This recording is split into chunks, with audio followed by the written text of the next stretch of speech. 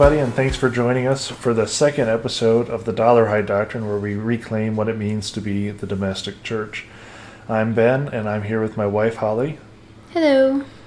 And today we wanted to talk about what the domestic church is, kind of define what it means to be a domestic church, both in a theological, the very heady theological definition, but then also kind of what are the roots, the historical roots of the domestic church, and then kind of give our interpretation of what that means for our daily life in our own household. Please bear with us. This is our second attempt at this because we had recorded a full episode and we thought it was very well done. Very minimal editing had to be done. And then we realized that there were no less than 6 mic dropouts throughout the recording, so we lost a good bit of information for that. Yeah.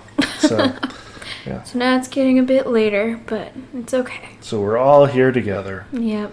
Yeah. But we also wanted to say thank you to everyone for listening to our first episode. I think we were humbled by the amount of viewers on our YouTube video anyway, but also now we are up and running and available on any platform where you get your podcasts, so feel free to search us there and subscribe for our future episodes as well. Yeah, so we're super excited about that development. You know, we were very, it was very awe-inspiring to see our logo and everything up on YouTube and be able to listen to our own voices on the big interwebs. Also a little cringy. Yes, but now able to see our logo now on like Apple Podcasts and Spotify, Pandora, you know, really wherever you get your podcasts. Please look us up and subscribe so that you get notified whenever we have a new episode, and that way you can continue on with us through this journey. Yeah, we feel so legit now. Yeah. Yeah. So I think after the one nice thing about having all of these mic drops and having to do this a second time is that we can really reflect on where we went with that conversation and how we can frame it better for all of you who are listening. Yeah, I think second time might be better. Right. So we had kind of dove right into the catechism and started with a very heady definition, and then we kind of bounced back to kind of look at the roots of the words, the phrase domestic church, and then we kind of like hopped around a little bit to various soapbox discussions and then kind of ended on a confused note. Yes.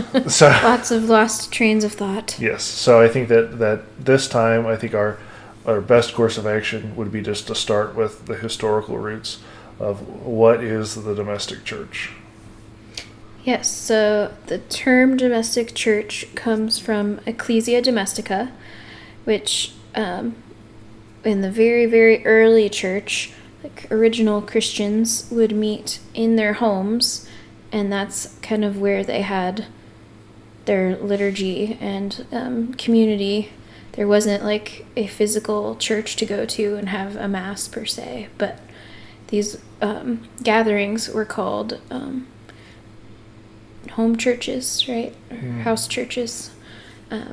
So that's kind of the origin of the term, but the understanding of the domestic church is kind of morphed throughout the ages, because at that time it was very much house church was like this is the community gathering of church. This is where church happens. Right. And I think it's important to differentiate between what we mean by this, because there's a different understanding out there, primarily amongst Protestants, of what it means to be a house church, like to kind of have your own kind of splinter group. That really wasn't what this was. Early Christianity, these liturgies that happened amongst the people, these communities were founded by the apostles, right? That's how the church grew. First being founded by the apostles pointing individuals to lead these smaller communities. And because the church was in persecution, they didn't have these large spaces available to them to gather. And so we saw this really like this grassroots movement to kind of codify what we come to understand as the Mass. So at the very, very early church,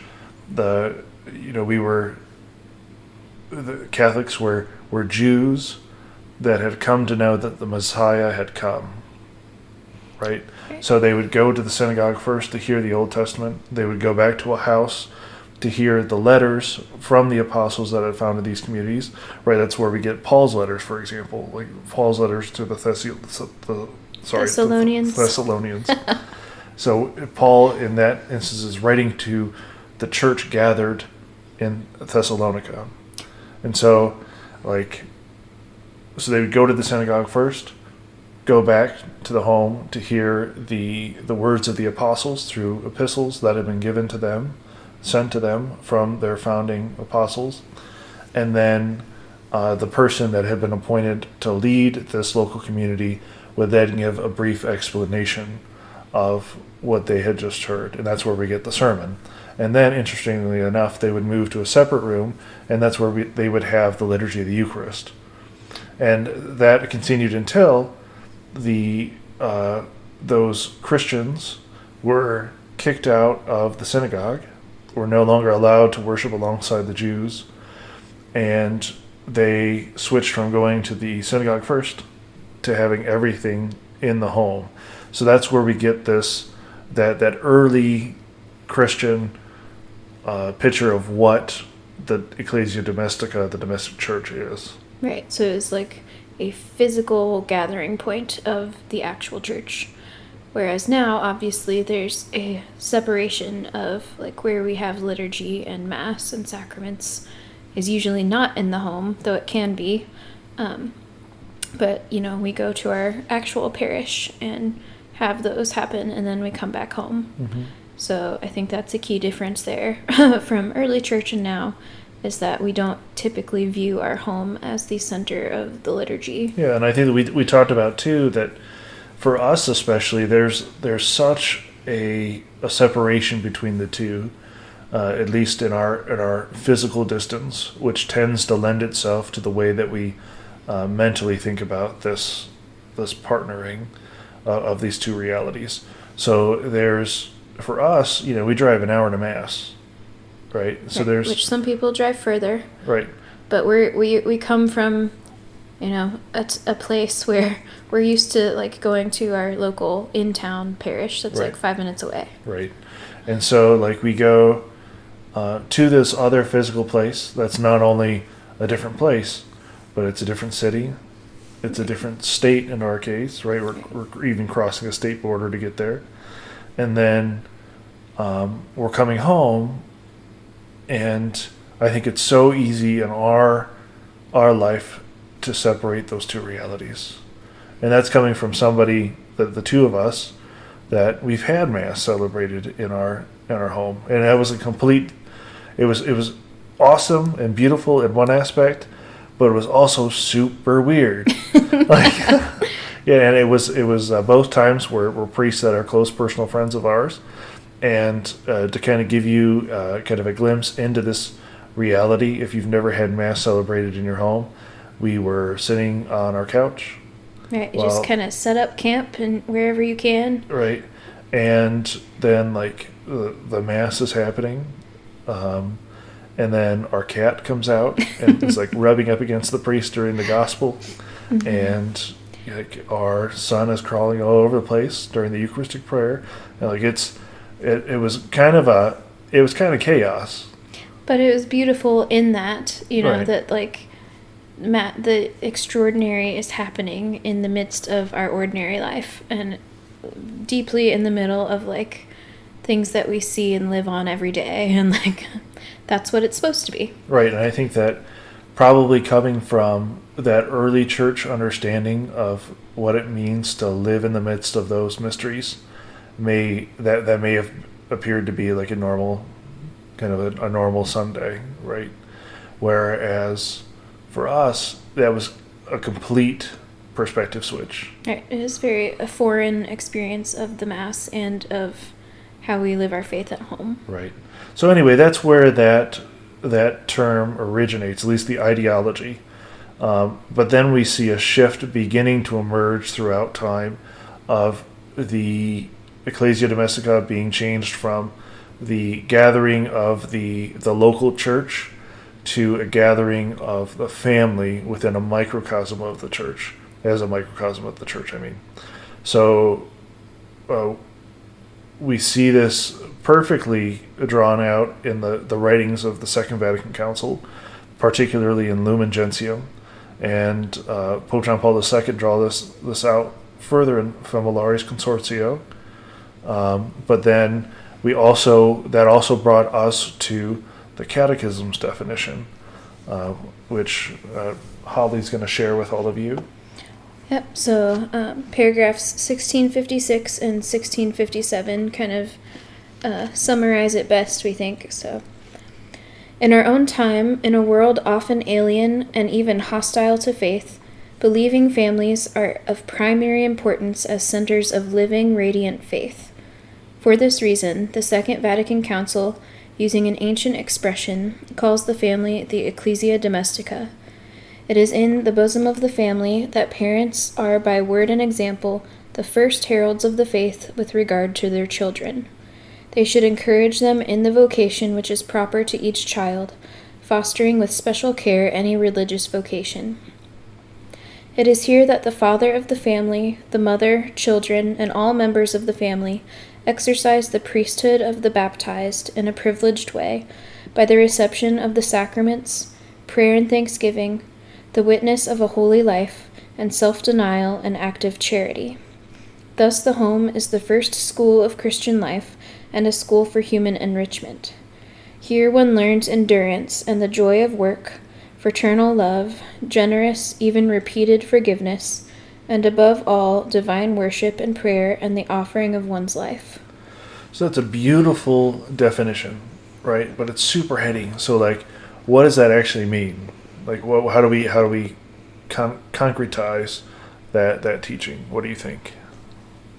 Yeah, I mean, it is a deep definition, but I think they have practical things going on in there as well. Like, basically, we're called to be the best people we can be and to live that in our home and outside of the home and with our children. Which, obviously, that doesn't lend to, like, how do you do that when you're making dinner and putting kids to bed or trying to get homework done or like but I think the gist of it is, like we said, bringing what happens in the liturgy and with God incarnate back home. Mm-hmm. And I think that's a really good point. That's kind of where I go with that definition of the incarnational aspect of our faith, right? The primary, the central mystery of the Christian faith is God becomes incarnate in the person of Jesus Christ. Mm-hmm. So, bringing that incarnational principle back to the married life, we're called to incarnate the love that Christ has for his church in that bond between spouses, but then also incarnate the love that God the Father has for us as his children from our parental love from us to our kids. And bringing them up in the church, in the faith, and passing the faith on to them in a way that they can then be drawn into that mystery. Right. And so I'm not sure how many of you kind of have something like that idea of the domestic church with regards to your own marriage and family life, but it seems from our experience of working with families, growing up in parishes, but also working in different parishes through college and after, that most Catholic families don't really have this regard for how their faith is meant to impact and affect all aspects of their life, but specifically how they choose to live in relationship in their family. Right. And looking back at my kind of formation in this, I remember that, I don't know if it was a diocesan, if it was like a national drive, or if it was a diocesan drive, or if it was just like a parish thing. But the pastor at the time actually had hung a banner up at the choir loft in the back of the church that said, "Live it." Mm-hmm. And like everybody would see it as they left Mass. It was super super distracting. And but I think it gets back to this aspect of we're supposed to be taking what we've been nourished with at the Mass, what we've come into contact with, and bring that back into the home. And one of the things that we were talking about earlier today was how do we draw then, it's one thing to talk about this relationship between spouses and how do spouses draw each other into this mystery. But I think that in a particular way, the one way that we really see ourselves interacting with this mystery is with our children and somehow drawing our children into this mystery. And I think that we've come into the contact with this concretely with our oldest son, Noah, who is like fascinated with the Mass right now, in certain aspects of the Mass, I should say. Yeah, he's almost 2, right. So he can't quite get into everything. But. Right, he's not reciting the Summa Theologiae by question, but but he's being drawn into that mystery through beauty, and so during the entrance procession at Mass, he is like obsessed with the cross, and he is like pointing at the cross, saying cross, and all that. And then at the epiclesis and at the consecration, when the bells are rung, like he like automatically is like zoned in to what's happening at the altar. Like he's being drawn into those mysteries through those sense experiences. And so even with young kids, we can find a way to draw them into the mystery.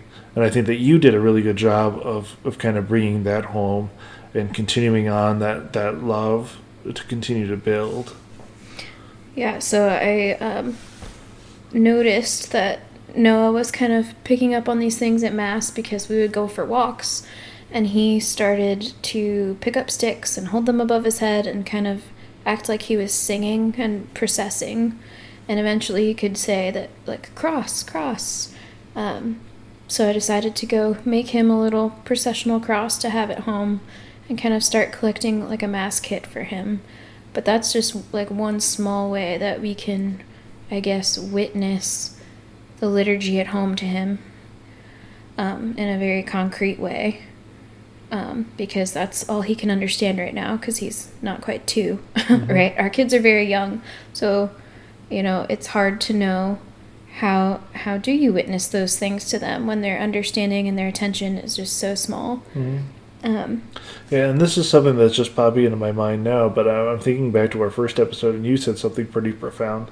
You said that you're hoping that this generation is the generation of canonized married couples and then canonized families, right? Yeah. And I think that this principle, this drawing out of the mysteries that we've come into contact with and living them out at home is one way that we can live out that universal call to holiness. And continue to form each other in that and call each other out of our vice and into virtue. Right, and like you said too, so Noah's picking up on this beauty, right? And that's kind of what we all initially pick up on, and that's why earlier forms of parishes too were just these vessels of beauty. Right. And the statuary, the artwork, the stained the windows. glass, like people were drawn to them as pilgrims, but as soon as they entered the doors of the church, they were catechized through beauty. Right? They were led in to the mystery of this divine love affair between Christ and his church through the artwork that they were experiencing. And so they were being drawn, interestingly, in most churches that were designed properly, I would say, is that the eyes are both driven upward to heaven, but then they're all also driven to the altar where the sacrifice would occur. And I think that really speaks to... Anyway, I can get on a soapbox discussion. I'm not going to get on. Yeah, we'll have to talk about beauty in a different episode. Right. But I think that lends, though, to the early understanding of house church, because that was where I seriously doubt that they had beautiful stained glass at that time, like close after Jesus' passing and resurrection. But the beauty of the liturgy and of the Word of God and of Jesus being incarnate was like spreading like wildfire in people's homes. And that's what we're supposed to create here in our own houses. So, creating a Mass kit for our sons to play with because they see the beauty at Mass. But also, I think, again, for another episode, but how we decorate our home and creating this to be a vessel of beauty and of the Holy Spirit that we live in, and we, just breathe in and out that beauty of God all day, and things that lift our eyes and minds up, So anyway, that's one way that I'm very passionate, as a design mind person, of how to create the domestic church in our own home. But you had touched on just briefly here, and we talked a lot more in our first attempt at this episode about the difference between catechesis and evangelization. Right. So I think the church right now is kind of in this confusing time. So for those of you that don't know me in general, but then for those of you that don't know, that listen to us but have a personal connection with us, I'm actually completing my master's in theology now. And one of the things that I'm currently studying in my classes is the difference, the union, but the difference between evangelization and catechesis. So we talk a lot about the re-evangelizing of the Catholics already in the pews, or what we call the new evangelization. But I think that we tend to kind of jump the gun. We tend more to catechesis before we tend first to forming that transformative relationship with Jesus Christ. And that's what evangelization is. Evangelization is extending that invitation to join in that divine love affair, into that relationship with Jesus Christ. And then from there, catechesis provides a direction with which to grow in that relationship. And what I've seen is still, even though Pope John Paul II was very explicit about this, Pope Benedict spoke about this extensively, and now even Pope Francis has really mentioned this in almost every single one of his encyclicals during his pontificate, is that we first need to reconcentrate on re-evangelizing or re-inviting Catholics in the pews to that personal relationship with Jesus Christ. Because so many people, I wouldn't say so many people in the pews know about the faith, because I don't think that they do. I think that there are people that come to church, go through the motions, and it's kind of like this thing that they've always done. And there's no relationship there, and I don't think that there's really a lot of true knowledge there either. I think that we're getting a lot better at promoting that knowledge. I think that there's a lot more solid catechesis out there today, but I think that where we're lacking is how do we bridge that gap between relationship and the typical Catholic. Right. So, and I, like I said, I don't think the two are mutually exclusive. Right. I think that they're joined in a very unique way. Yes, they lend to one another. Right. And I think that you and I have two very different ways in which we've gone about establishing that personal relationship. Right. So with me, I didn't feel like I had that personal relationship until I knew a lot more about the faith. So I really don't feel like I was catechized well growing up. And so on my own journey, I concentrated more on the intellectual side and was able to defend the faith on an intellectual level, kind of an apologetical level. But then my relationship there was lacking. So it was more of an intellectual pursuit on my part. But I think that you had said that you had a very different experience. Yes, so mine was definitely more relational, even though I wouldn't say I had great catechesis, but I had a solid foundation of our beliefs in the Catholic Church and good grounds with which to grow from.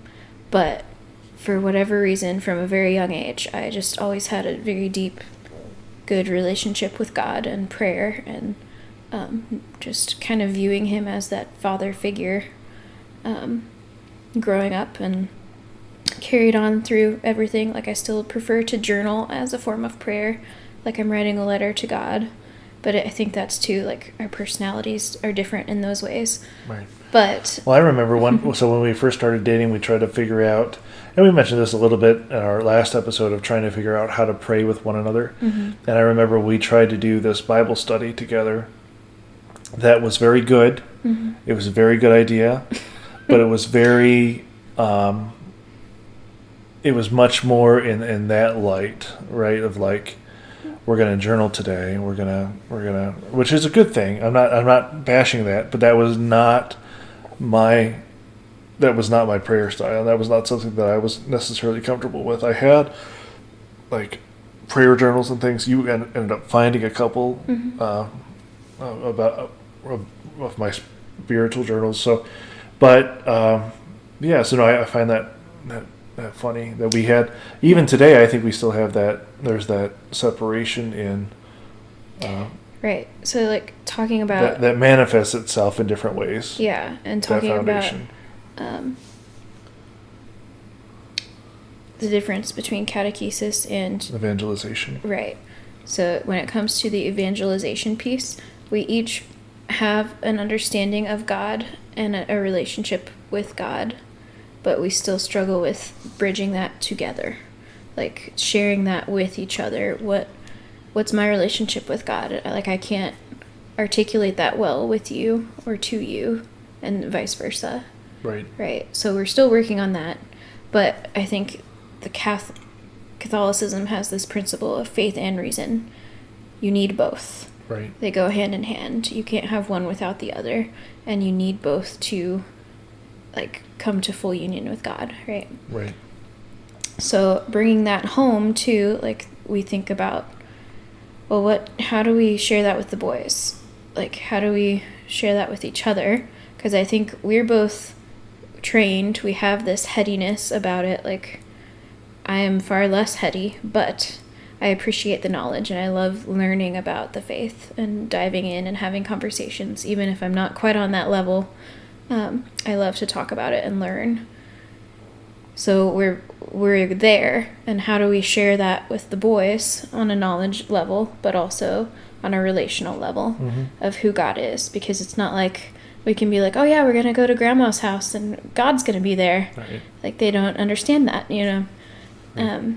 So I think those two things are very important for the domestic church too, understanding how to have faith and grow in your reasoning of your faith. Right, and then how to make God present in your daily life.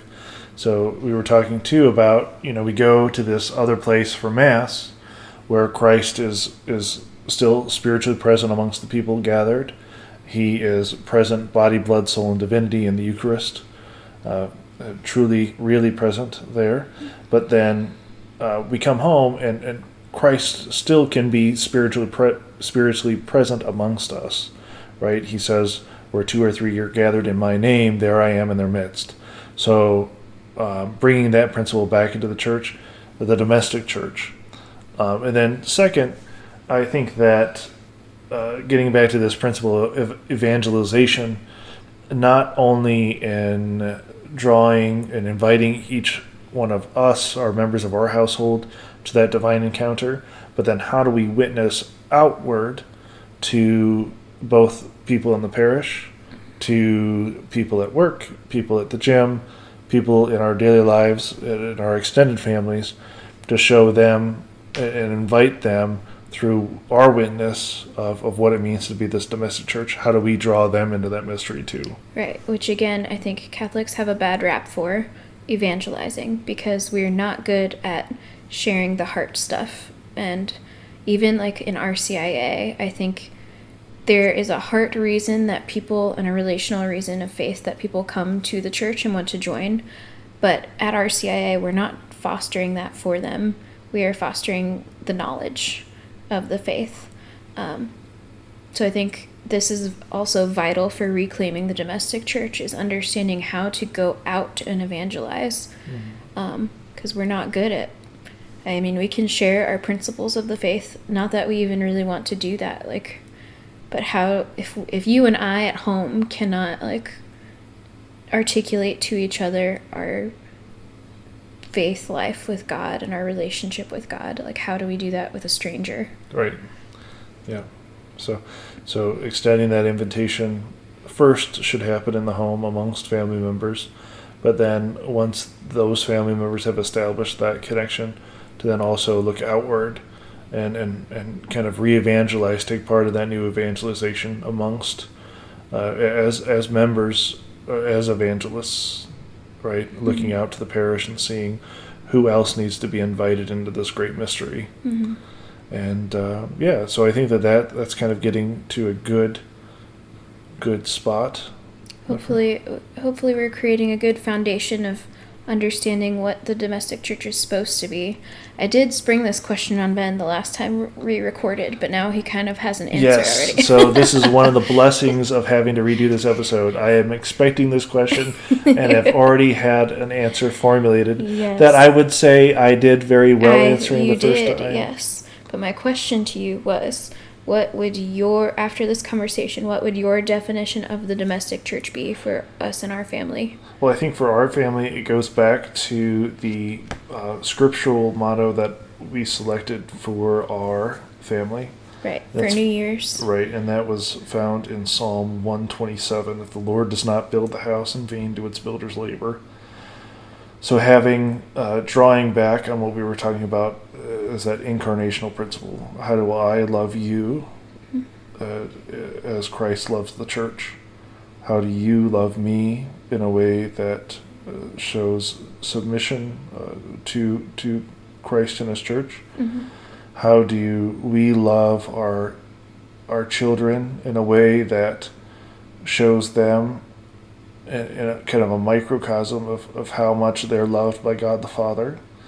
And then how do we form that filial love, that fraternity amongst our sons as well? And I think that is kind of the basis from which I think that we can have a strong foundation of building the practicalities of how we do that. So as long as we have that theory down, I think that we could really kind of draw out kind of the practical aspects of what it means to be a domestic church. Right. Living as Christ loves us. Right. Yeah. So easy peasy. Yeah. We got it. Yeah, so that was a very, very general, very heady episode. We apologize for that. I do think the second time was a little easier to understand than the first. Yes. So, we thank you so much for joining us for this episode. Like we said at the beginning, we are now on all podcast mediums, I guess you could say. Is that a medium? Platform. Podcast is the medium. We need to be with the times. Right. Yes. So wherever you get your podcast, please look up the Dollarhide Doctrine and please subscribe, and you'll be alerted whenever we upload a new episode. And if you have your notification set right, it'll actually download automatically to your device.